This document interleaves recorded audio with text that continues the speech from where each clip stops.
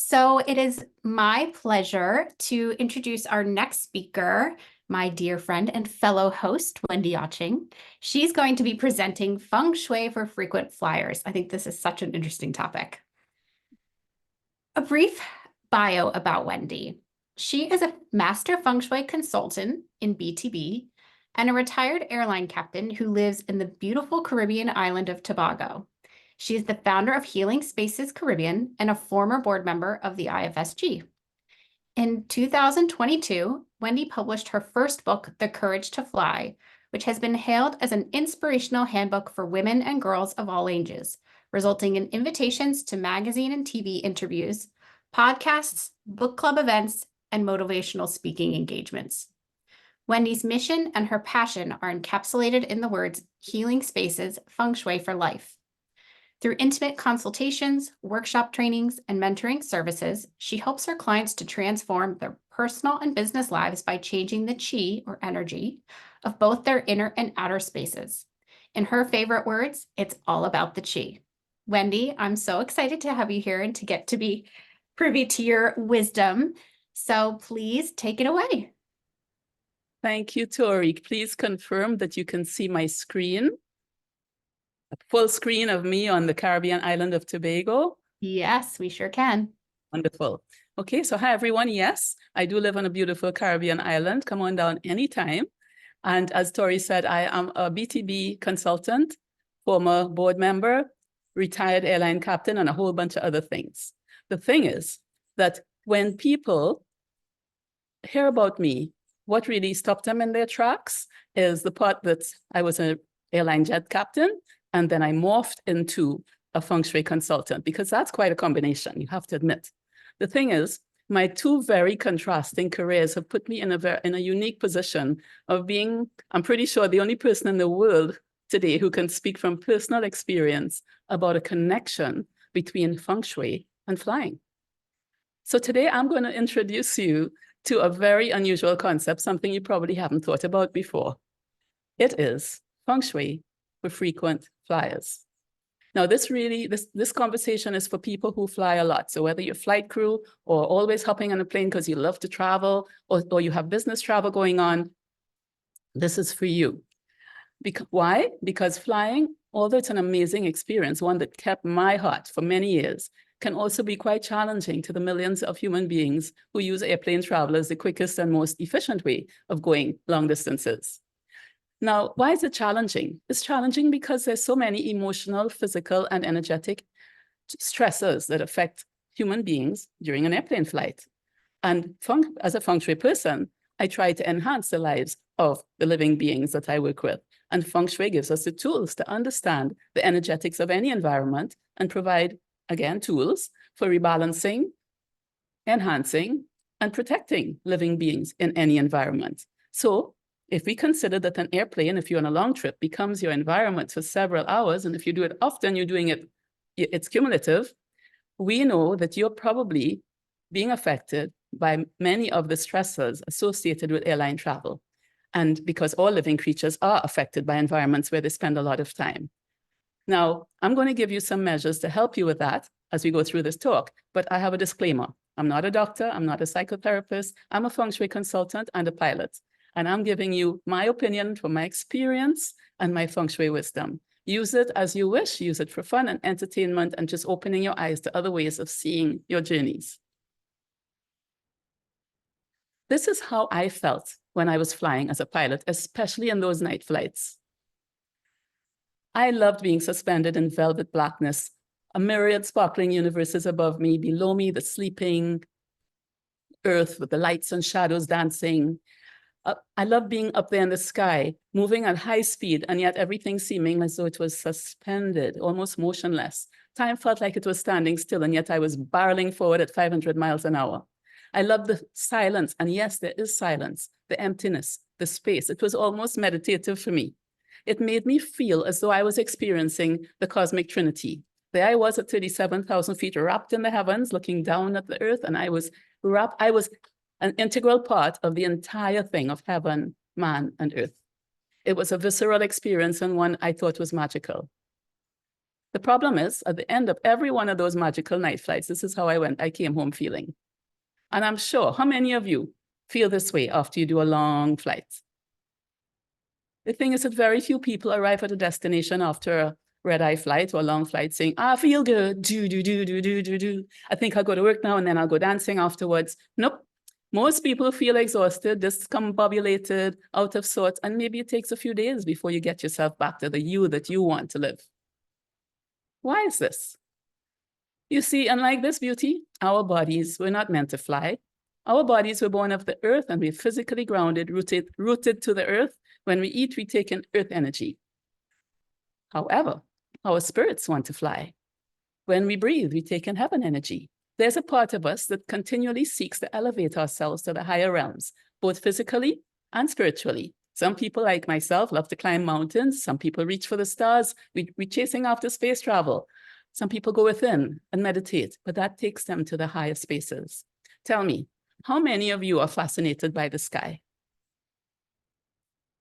An airplane allows us to physically experience freedom from Mother Earth, even though it's just for a short time.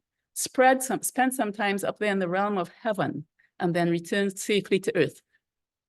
So it will always have a measure of fascination for us, even as airplane flying is a convenience as well.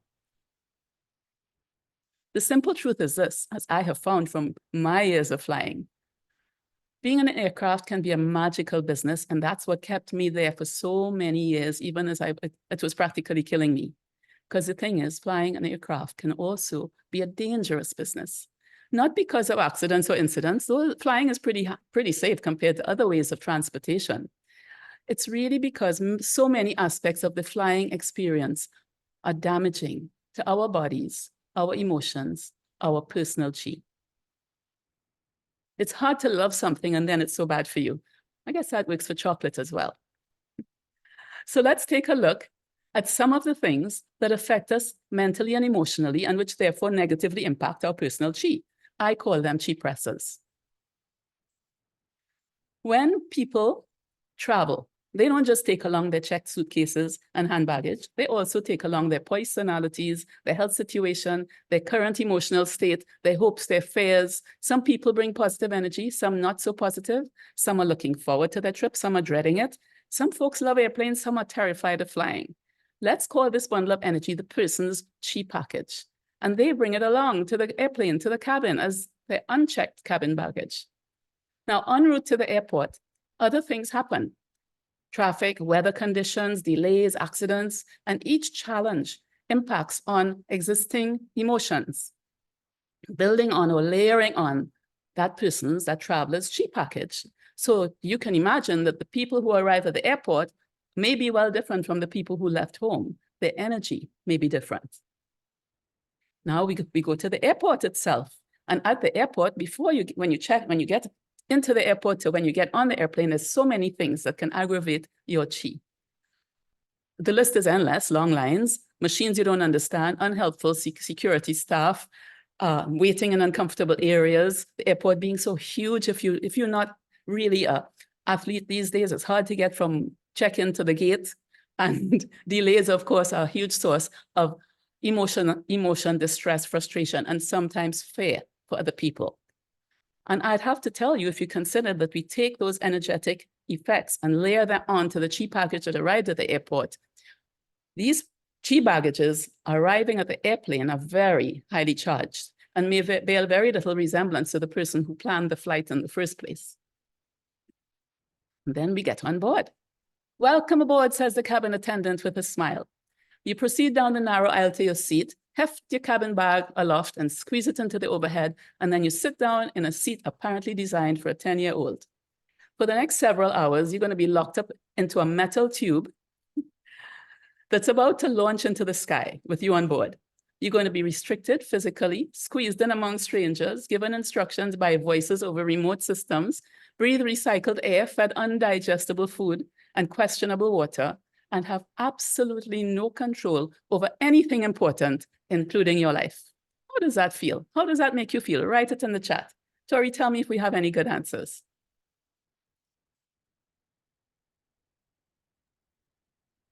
give it a second for people to chime in. But Kim said you're nailing this, Wendy, and it's so true. I've been there, Kim, I've been there. And I loved it to the max. But oh my goodness, I paid the prices. And then I found Feng Shui. So people are saying confined and trapped, disoriented, not comfortable at all, stifling. Nailed it. Know this, however you might feel. And of course, as seasoned travelers might feel less than people who are doing this for the first time. All of these things are also affecting every other passenger. The discomfort of the seats, the discomfort of the person next to you not being somebody that you're really comfortable with, the sneezing, the coughing, the snoring, the powerlessness that you have from the time they close those doors to the time you arrive. And some people add to that fear of accidents, fear of incidents, fear of weather, fear of turbulence, fear of what's arriving, they're going towards their destination. And some people are afraid of being in airplanes, enclosed, claustrophobia. And basically, you have to remember, you are now been locked into this cabin. The airplane is a closed ecosystem. And as Feng Shui people, we know that the living beings in any environment are affected by the energy of the other living beings in that environment. In offices and homes, we're familiar with this. Think in airplanes, no way out, closed doors, many hours. And the total energy on board is the sum of the energies of the people on board. So imagine the energy of an airplane with all that heightened mix of emotional energy and distress going on. Visualize this, an airplane taxiing to the runway to begin its journey through the heavens. This always gives me a moment of thrill. Inside its locked doors, though, behind its sealed windows, some 200 cheap packages are tied up with seatbelts, about to embark on a journey of several hours. So many different personalities on board, each of them a bundle of heightened and unusual emotional energy.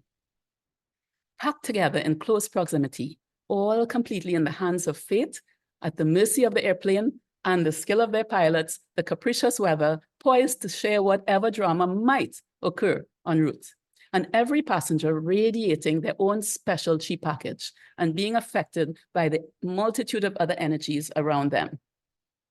I would say an airplane can truly be viewed as a highly charged, complex bundle of chi winging its way through the heavens. And oh, I love it. And when we land, we have other stresses.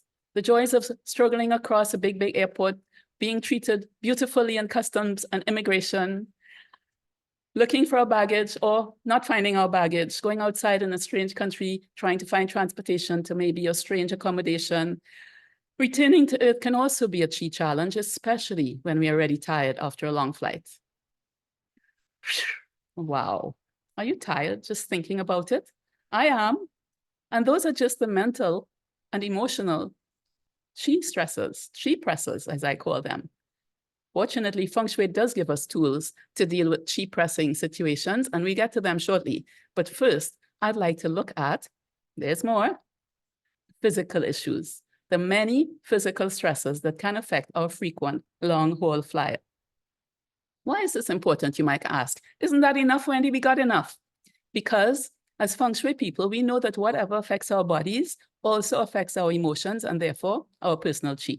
And boy, there are a lot of physical stressors. Some of these you know about already, but let's look at them with our Feng Shui glasses on. Let's start with cabin altitude. When we are at jet altitude, we are at 37,000 feet or above. The cabin that we're sitting in has an altitude of 8,000 feet. So if you live in the mountains and you ski, you'll be familiar with the altitudes I'm talking about. 8,000 feet was considered a safe cabin altitude for most human beings. The thing is, the oxygen available at 8,000 feet is about 75% of the oxygen you can get at sea level. So unless you are accustomed to dealing at 8,000 feet, you will find yourself physically oxygen compromised when you are in an airplane cabin. So you don't want to try to do runs up and down the cabin because you just won't have the normal stamina. You're sitting in an oxygen depleted environment for the whole flight, unless you already live there. Air quality. Well, we all know that the air in an airplane cabin is partially recycled and partially from the outside. And I have to tell you, the recycling is very efficient. There's some amazing filters that remove dust and bugs and bacteria and toxins, so that the risk of you getting airborne diseases from the recycled air is low. It's there. But you can also get aerotoxins from the airplane engines, because the air passes through the engine. So if the engine has any little imperfection, it is possible that you are inhaling not only air that doesn't have perfect oxygen, a lot of oxygen, enough for you, but the possibility of airborne diseases and the possibility of organic toxins from the engines. I bet you didn't think of that. So the air quality isn't the best. Dehydration, the cabin altitude. At cabin altitude, airlines keep it very dry. I'm sure you've noticed that. I'm sure you want to drink a lot, but you should be drinking water. Why? Because the air in the cabin is anywhere between 2 and 20%, the relative humidity that you're used to at sea level. And that means that your body, which is mostly water, is going to be dehydrated unless you keep topping it up. Dehydration has a lot of icky effects, but dehydration also can contribute towards your feeling unwell at the end of a flight. And then there's deep vein thrombosis, commonly known as DVT. That's a formation of a deep vein clot in one of your deep veins, usually in your thigh or your leg or your calf. And that clot can, of course, like all clots, break off and go somewhere very important that you don't want it to go. So it's an important thing to avoid DVT. And DVT develops during prolonged periods of inactivity in a seating position. Airplane, it can be aggravated by poor circulation, heart conditions, or blood conditions. Some people already have those when they're flying. And it can also be further aggravated by dehydration, poor air quality, changes in your circadian rhythm, all those night flights, reduced oxygen at altitude, and alcohol. Most of those are present in our typical long-haul flights. Let's move on.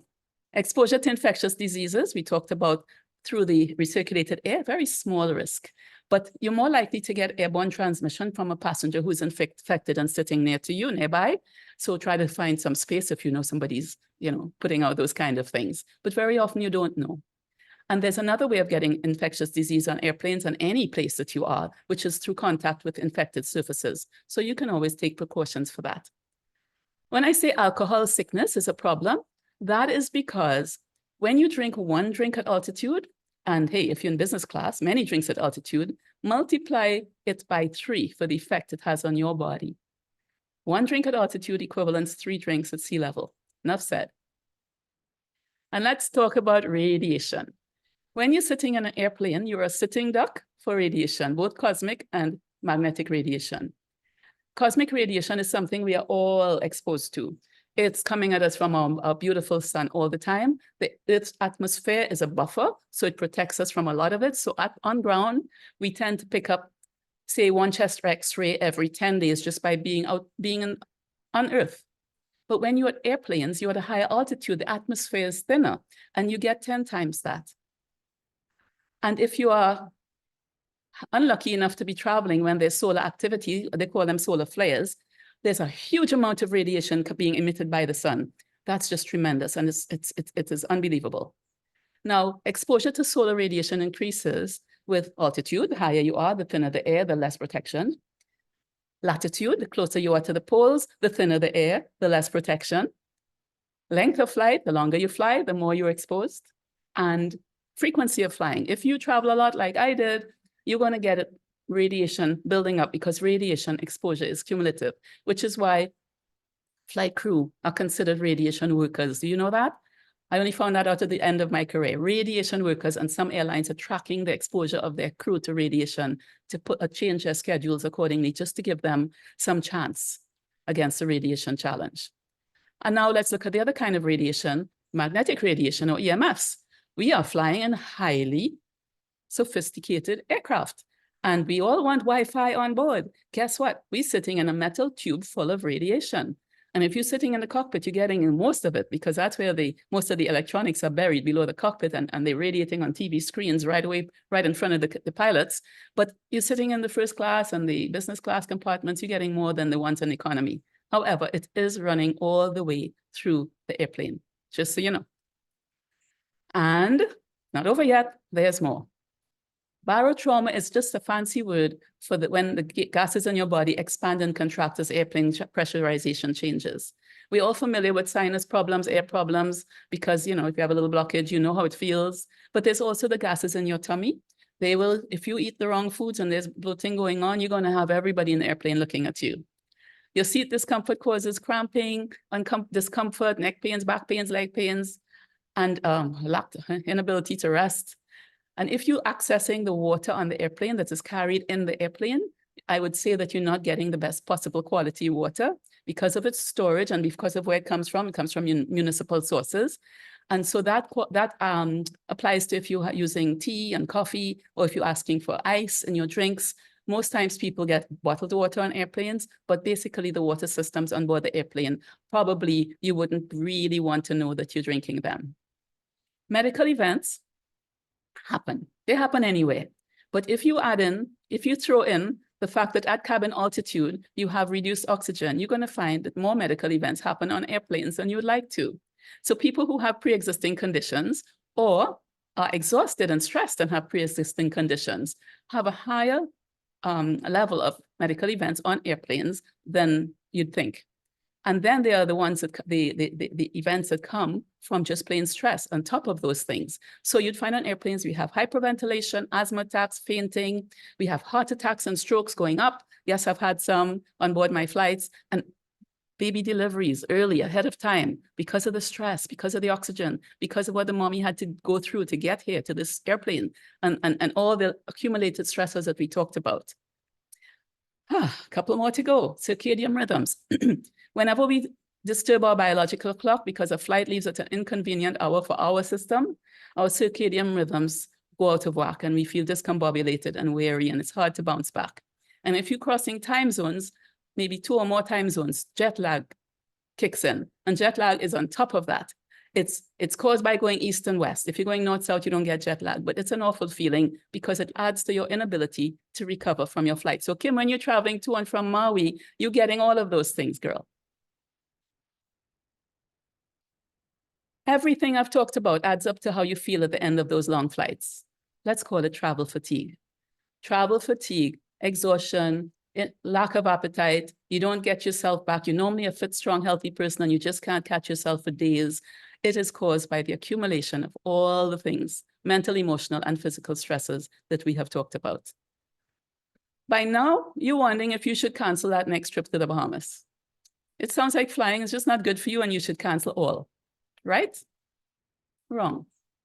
There are so many things that we can do to take back the power, and I believe Feng Shui can help. Why do I believe that? Because I studied BTB, and under our grandmaster, Professor Lin Yun, I believe, because these are his words, that Feng Shui is the skillful use of the best available knowledge, incorporating both ancient and modern ideas to create the most suitable conditions for living and working, and I venture to add, for traveling long distances in an airplane. So yes, you can take back the power. I'd like to introduce you to some mundane, that's practical, down-to-earth logical actions, and transcendental, some people might call it mystical woo stuff, practices to protect and rebalance your human being in flight. Now remember, everything I suggest to you today is my opinion and my thoughts, and it has one objective: to help you achieve the best travel experience possible by consciously supporting, powering up, and protecting your emotions, your body, and your personal chi. I do come from a BTB perspective, and some of what I suggest will not necessarily resonate from other schools of thought. Please feel free to take the concept and apply it to your particular approach to Feng Shui. Fair enough? So it's all about the chi. We can't really change the airplane, which is our environment, all that much. So what we need to do is change what we bring to the environment, and I believe it's all about the chi. So let's start early. If you have a long flight coming up, let's say you booked months in advance, you have time to start prepping. And I know nobody's going to do all of the things I suggest, but you know what? I'm going to throw them all at you. You can choose the ones that resonate and that you have time for. If you're flying twice a week, you don't have time for all of these things. But if you're flying next month or the month after, you do.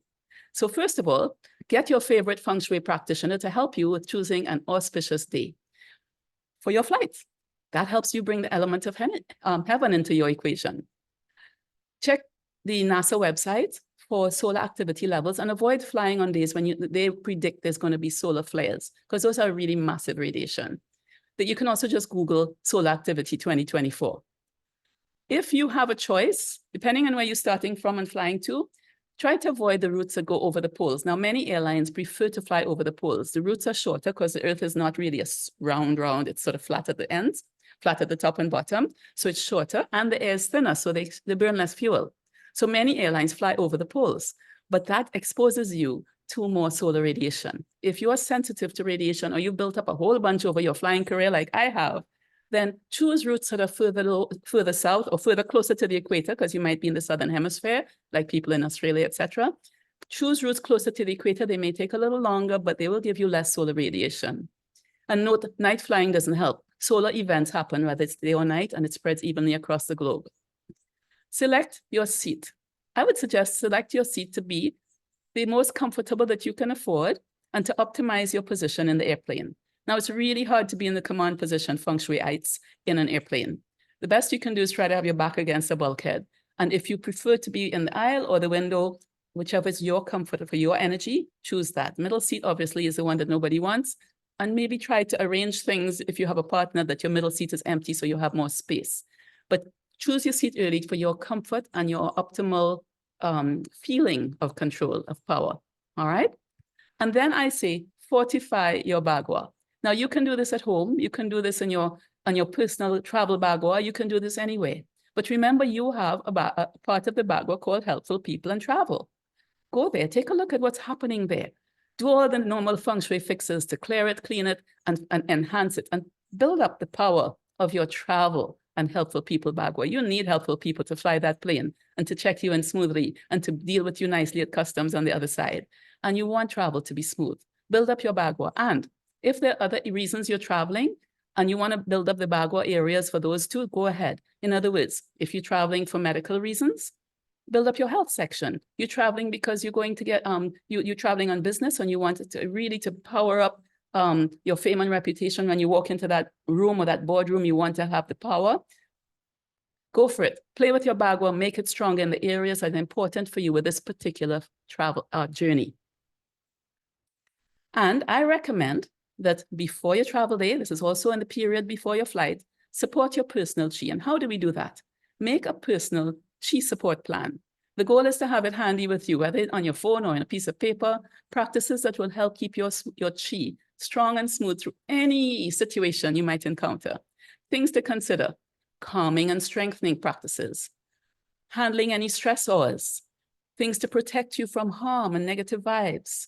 And I recommend that you take a little while and know yourself, know your personal chi. There's so many systems that we offer in Feng Shui to identify your dominant personality type, using 9-star key, the Batsa, Ayurvedic systems, whether you're Vata, Pitta, Kapha. If you know what aggravates your personal chi, you can then plan accordingly. For instance, do you carry too much fire, normally have a bit extra fire in your personality? Then from now, before your travel day, plan to build up your earth element so that you have more balance and your fire is more managed. Are you a Vata person and you're easily aggravated by things, by being ungrounded or by stressors? Then take steps to nourish and calm your Vata element before the flight. In other words, build up your chi calm before the flight. And you have your chi plan, start using it now. The calming and the de-stressing, because those things could happen before the trip, depending on what the trip is for.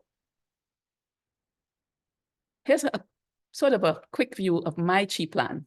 All right. I have a whole bunch of things. You don't have to have those bunch of things, but they're very handy. I pull them out as I need them. I know them. Of course, meditation. I have a few little powerful mantras for calming. The Heart Sutra is one of my favorites. I visualize for calming. I use the inhale-exhale method, again, BTB. For strengthening my chi, there's the 6-stage chi improvement, Great Sunshine Buddha, the utmost yogas. For protection, for added support, I have other affirmations and mantras. I love visualizing, and I have angels that surround me and go before me with Buddhas and Bodhisattvas, enhancing the angels. Kim, you're going to appreciate this. I bring them all out. Yeah. And then if I feel that I'm in danger at any time on the journey, whether it be in the traffic going to the airport or otherwise, I have prayers and mantras, and I have a few really powerful ones from BTB, Basic Refuge, Five Thunders, and there are many more. If any of these resonate with you, then I recommend you go to your favorite BTB consultant and have them share them with you. Some of them require red envelopes and a proper training, but they are available to you. Make your chi plan. Now, before your travel day, we also continue to make sure that your body, we were doing your chi, we were prepping before for the flight, we're doing your chi, now we're doing your body. If you're not well, don't fly. If you're on meds normally, check with your doctor, because meds don't always operate the same at cabin altitude as they do at sea level. You don't want a medical event because your meds were twice as strong. Build up your immune system as long and as far in advance as you could. We all know how to do that. And if not, you can Google it. Increase your exercise at least a week before your flight. Now, the benefits of increased exercise, we know it's good for us anyway, but before your flight, increased cardio activity means that you process the reduced oxygen at altitude more effectively. Moving your body means moving your lymph, which means building up your immune system. Yoga, Tai Chi, and all those other lovely stretching, gracious exercises not only do calming to you, but they also limber you up for that cramped airplane seat that you may end up with.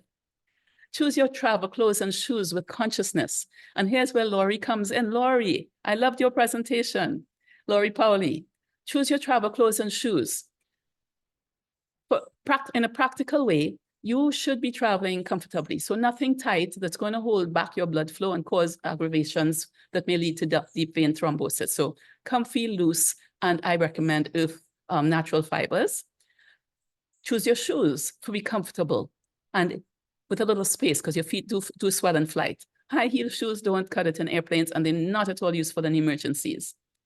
And also dress to support your personal element or the energy that you think you're going to need on the journey. For instance, again, you may be someone who needs to stay grounded. You're just about to disappear into the sky and lose your contact with Mother Earth. Dress to support your earth element. Dress to support all your elements if they are all needed for your personal sense of power. Create a travel kit, and I'm going to talk about one shortly. Prepare everything early, pack early, and try to get a good night's sleep, subject to the departure time of your flight. I know they're usually inconvenient, but try to get as much rest so your body is armed up with that rest before you depart on that long journey. I wanted to give you a little peek at my travel kit. First of all, I put the essentials in. So essentials for me are personal meds, don't really have many of those. Sweater and blanket, because I'm always cold on an airplane, especially the night flights. Travel pillow, gotta have one. Hand sanitizer and wipes, yeah, good idea. Toiletries, poisonal, eye lubricant, I get very dry. But for caring for me, I have the little essential oils, homeopathics, natural remedies thing.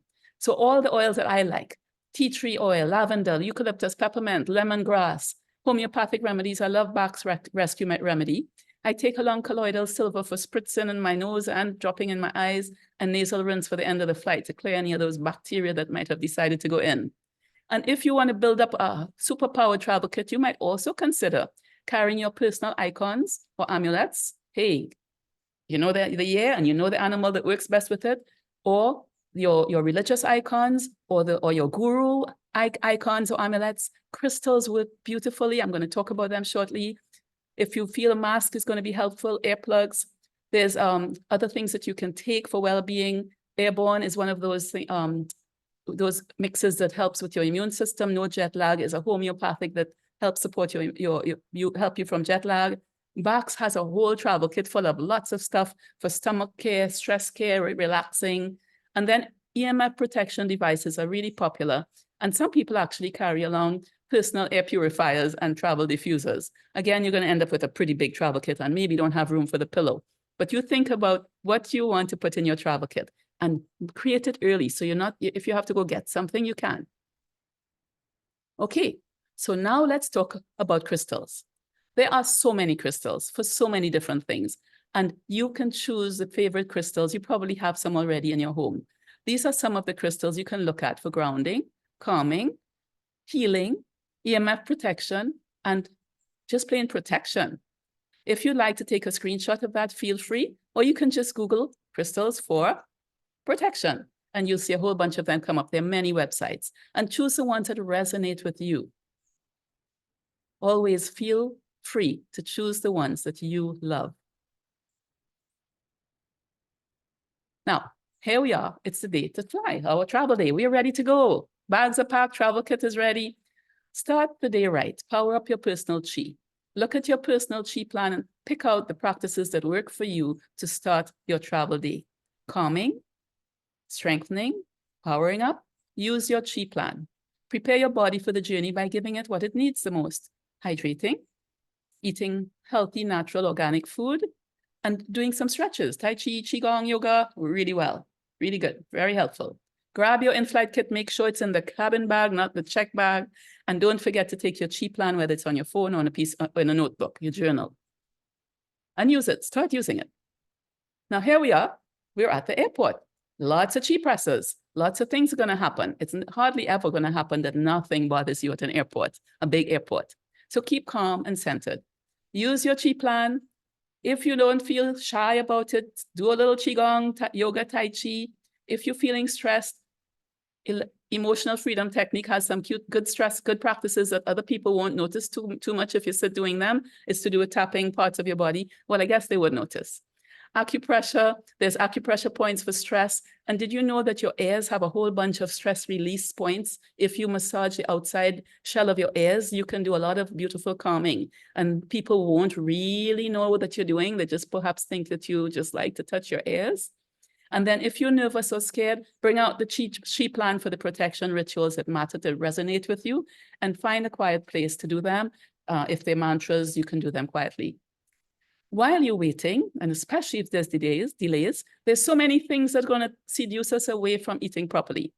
Guys, conscious eating and drinking, please. From the time you left home to the time you get to destination and you're feeling good, eat, put into your body the things that are going to do it, make it happy. So that means hydrate, hydrate, hydrate. Avoid alcohol, I know. Avoid caffeine, caffeinated drinks, I know. Night flights, coffee, avoid them, they're diuretics. Carbonated drinks, diuretics, anything that's going to dehydrate you, make you feel awful, and set you up for deep vein thrombosis, avoid it. Drink lots of fluids and drinks with nice things in it. Conscious eating means don't take the greasy, fatty, oily, heavy stuff. Eat light, eat water-filled stuff, watermelon, pawpaw salads, eat organic, because when you get into the airplane, all your sins are going to be very clear to the passengers nearby, because of the pressurization changes. And when you're on board, well, continue to care for your body. So stay hydrated, stay eating properly, breathe, pranayama. Remember, you are in an oxygen depleted environment now, you're on board. 75% of what you normally have. Breathe, use your pranayama. Be aware of how you're sitting. No crossing of the legs, no crossing of the ankles. That's just going to restrict your blood flow. Restricted blood flow leads to other blood issues. And again, we're looking out for DVT. Move your legs, do calisthenics, do chair yoga, massage, various parts of your body. Get up and leave your seat every hour. Sorry if you're in the middle seat or by the window, and go for a walk. I spend a lot of time on long flights down by the galley, stretching and chatting to the flight attendants. So move your body, because that long sitting is going to affect you in lots of ways. Protect against all the various things that are waiting for you on an airplane. Mostly we'll be looking today at infectious diseases. I would say, yeah, bring out your disinfectant or your tea tree oil and disinfect the surfaces. If a mask makes you feel comfy, go for it. I can't use it for long flights, I'm sorry. But I do spritz and spray. Use your travel homeopathic kit if there's stuff in there that you feel protects you, and protect against disease in general. Radiation, if you have your chi busting devices, you can Google them, choose ones that come with lots of ratings and wear them for the flight. Go for it. And yes, you do have to protect yourself against other people's chi. Remember, I said that other people's chi affect you. Why would you let them? Sit there in your bubble of light, protect yourself. Use your basic refuge practice and protect yourself. And while you're protecting yourself, consciously support your own chi. So stay calm, stay centered. No matter what's happening in the seat next to you, no worry about the baby who's crying all night. You stay calm. Use your practices. Chi plan in action. Support your body's earth energy. This is something that is a good, simple little practice. Remember, we are creatures of the earth. We're now at 37,000 feet. We are separated from Mother Earth even as we're looking out the window and it's gorgeous.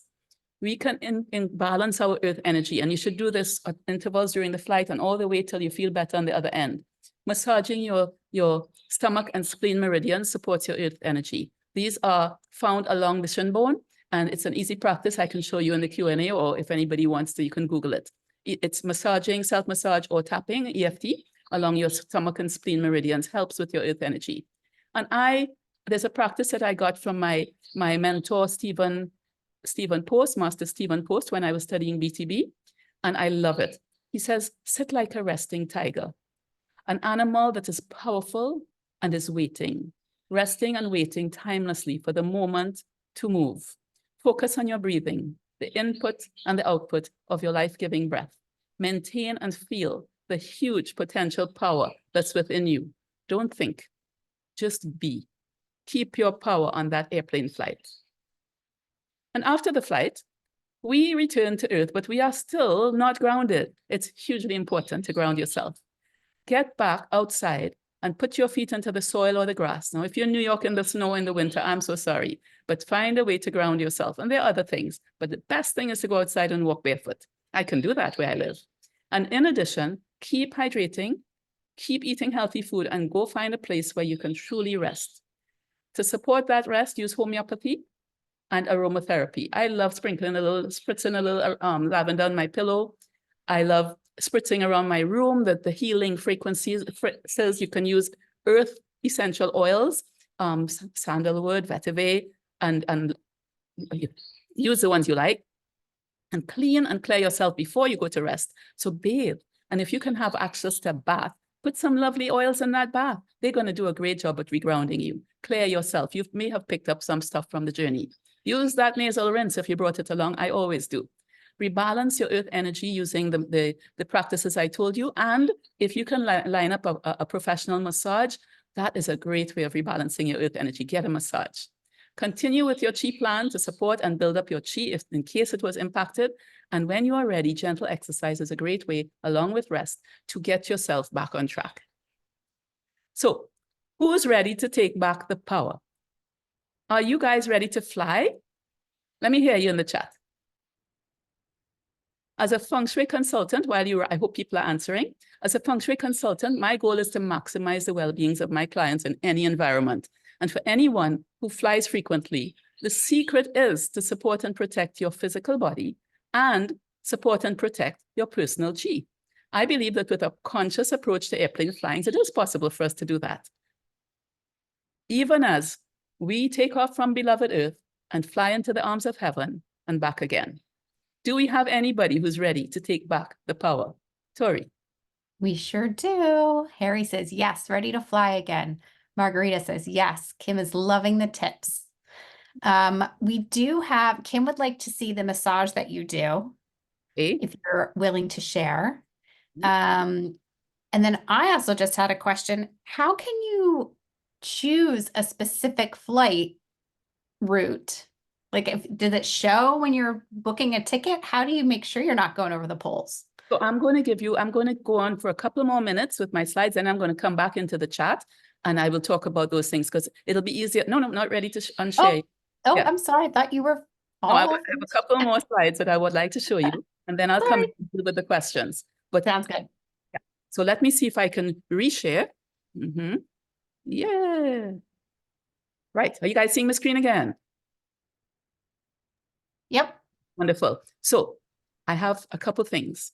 First of all, a good wish for you. May all your flights be magical. I hope my suggestions allow you to reconnect with and experience what I experience as a pilot, which is the magic of being connected to heaven and earth as a man. Now, before we move on to questions, I want to offer, if you're a frequent flyer, a couple websites where you can track your solar radiation exposure. Flight crews are using it, the airlines are using it. Some of them are free, some of them are paid. Guess what? You get better results if you pay for one. So if it's something that you do a lot, it may be worth it to you. Yeah?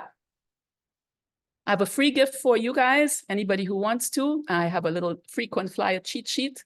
And yes, the explanation for the earth, the spleen and stomach meridians is in there. And I'll also try to show you in the Q&A.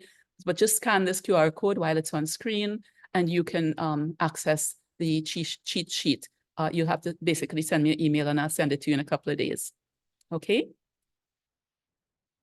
Anybody who wants that, please grab it. And if not, you can email me at healingspacescaribbean@gmail.com and I will certainly send it to you.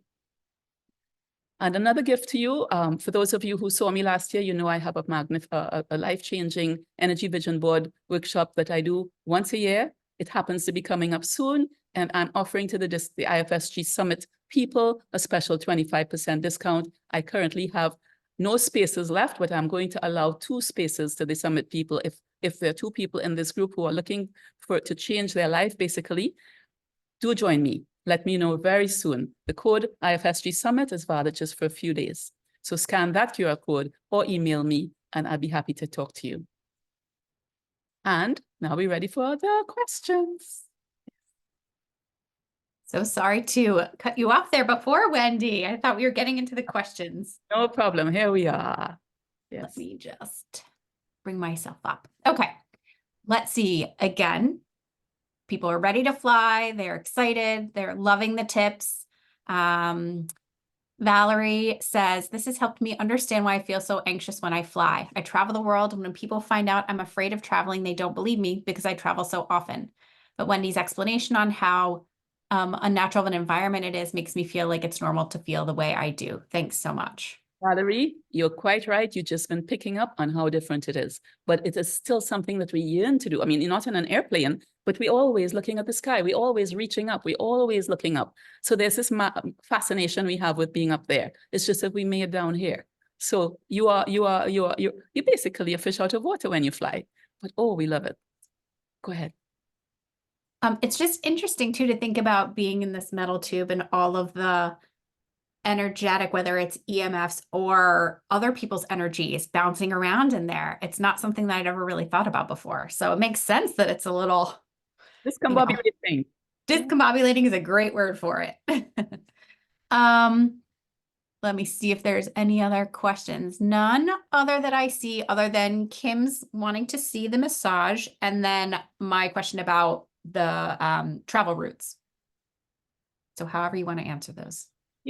So your question about the travel routes, if you are searching on something like Travelocity, they usually offer you flights that have 1 stop, 2 stops, 3 stops, no stops. And I always go for the non-stops because I prefer to get from A to B quickly. But I live near to the equator. So it is more likely that I'll have routes that are closer to the equator. Whereas if you're based in, say, Canada, you're already north and you're going to Europe, they're going to cut across the poles because it's the shortest route. So it depends on where you are. But if you choose maybe one that has 1 stop instead of 2 stops, you'll find that probably it's not just about the price of the flight, but it may also be the route may be different, and take a look and see. If it says Toronto direct Paris, it's probably going straight across the poles. Yeah. Yeah. So if you look up a flight number, will it tell you, can you see what the route is or no? Well, only if there's stops and then you have an idea where that stop might be. You have an idea. Okay. Okay, that's a bit further south. I think I like that, but you're not really sure. It's just something to be aware of. Yeah. And then somebody asked in the chat about EMF protection devices. There are things called EMF busters and Q-links, and you can Google them, Jan, so that you can choose read the reviews and choose the ones that sound as though they might work for you. I can't recommend any one particular one. Awesome. Let's see. I think we have gone through. Kim was saying that she brings essential oils with her and flower essences. She uses On Guard often, as well as nice smelling lotions. And she started bringing her own tea and has a full water bottle. So that hydration is. Yep. The thing is, of course, the water bottle is a challenge because of the security checkpoint. So you have to end up filling it up in the airport. And again, I have my questions about that, but that's the best place you can do it. It's better than on the airplane. They did some studies on airplane water systems several years back, and it's kind of, I'd rather not. All right. Liz just wrote in, you could check the historic tracks on Flight RAR 24 for your flight number. Great suggestion, Liz. So you can do a historical check on and where that typical flight goes. Yeah, it's a little extra work, but it's still, you know, at least you feel you're doing what you can. We can't avoid it completely. We're in radiation all the time. We can just reduce it. And if, you know, and if we can do anything to help our well-being, why not? Oksara said, I'm doing the vision board course and I cannot wait. So this is probably more relevant there, but just asking anyway. I haven't traveled since 2013 due to a panic attack on a flight. How can I attract more frequent flying in my life? Okay, so Oksara, we would be dealing both with your panic attack, the fear that you have of flying, and there are things that you can do to help with that, and with the frequent flying, perhaps the travel section of your particular bagua. But for the panic attacks, there are things that you can do to help you with fear of flying. One of them is a procedure called Feel Free Fast. One of our teachers, Barry Gordon, used to offer that. There's acupuncture and acupressure that help balance your parasympathetic and sympathetic nervous systems that will help with the stress that you get from feeling the fear of flying. If that is something you feel before the flight, it will help. And then again, stock up your chi plan on things that balance your earth meridians. Strengthen, go on an overabundance towards strengthening up your earth energy before you fly. All right. And then, yes, support the part of your bagua and your personal bagua for helpful people and travel. I hope that helps. Harry was sort of asking the same question along the same lines of wanted to find out the best recommendations to reduce fear and anxiety. He's starting to experience that more as he's getting older. And Harry, excuse me, do you have any idea where the fear and anxiety is coming from? Is it coming from fear of danger, of accidents, or other? I'm going to unmute him and let him respond. Oh, thank you. Nothing. It's just been really odd because I think as I was just getting older, that fear has just started to come. And I used to travel a lot for work and for leisure as well, too. But now I'm like, I'd rather drive. But I don't know, there's not been an incident or anything that I could recall. And it's not a conscious, I'm afraid airplanes are breaking and falling out of the sky feeling. Okay. No. So Harry, when Harry's joining us for the vision board course, folks, thank you, Harry. I'm honored. And just, Harry, let's remember to bring that up so we can go a little deeper on that, because we'll have more of that then. Yeah? Great. Thank you. This vision board course is unlike any other vision board course, guys. It dives deep into your psyche. Yeah. Okay. So Kim also just suggested EFT really helps. yes. And now, then, everybody familiar with EFT, emotional freedom technique? It's a whole thing. why don't you just quickly, for those that don't know, like myself. Emotional freedom technique is it's a system of self-massage or tapping where you tap various body meridians, there's 12, and you use a statement that sets up the framework of what you need to address for emotional or stressors, any kind of negative feeling. And you use a setup statement and then you repeat it as you tap. And after you do it over and over and over, it does ease the discomfort. They've tested it and it does ease the discomfort. So it's something that you can carry with you anywhere to ease an acute situation of fear, nervousness, stress, jet lag, anything by using EFT. So for instance, you might say, Harry, even though I'm feeling deeply afraid of this airplane travel that's ahead of me, I freely and completely love and accept myself. That's the setup statement. And you say that a few times. And then you move to the other body parts, which would involve meridians along that are, right, all over. And then you do it a few times. And when you check yourself doing body muscle testing before and after, you'll find that it has ease. It's going towards clearing. So EFT is something you can travel with. It's a really good skill to learn. And there's tons and tons of EFT information out there. All right. Emotional freedom technique. It works well, as Marianne says. And hypnosis has helped as well. Hey, Claudia, thank you. That's a great one. And somebody else said organ. Who was talking about organ? I think Kim put it in there. Thank you, guys. For EMF protection, Harry, you were asking about that. So Kim, please make sure we get that for people who are interested in it. I'll check it out as well. Kim, thank you. All right. Yeah, there are a couple ones that people put in the chat. So very handy. Take a look and see, because Oksara put one in there as well. Okay. Let's see. And Liz, I like the historical tracks on Flight Radar 24. Liz, by the way, is an airplane captain herself, and I flew with Liz when we first started flying in Antigua for Liat. So this is many, many years ago, and then we disappeared, and now we're back together. Here she is in the room. Thank you, Liz. Oh, that's awesome. All right. I don't see any other questions. Kim did throw in that she has a friend who has some good intro videos to EFT. That's in the chat, so take a look if you're interested. Yeah.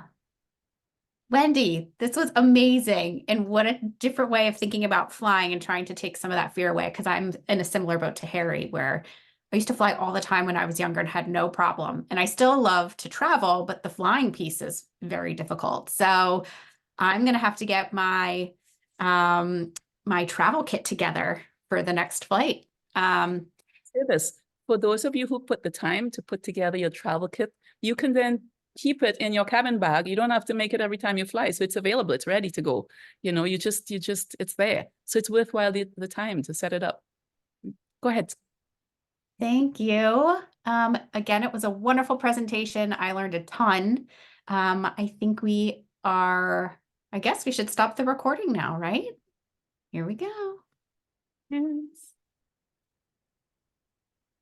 Oh, recorded and then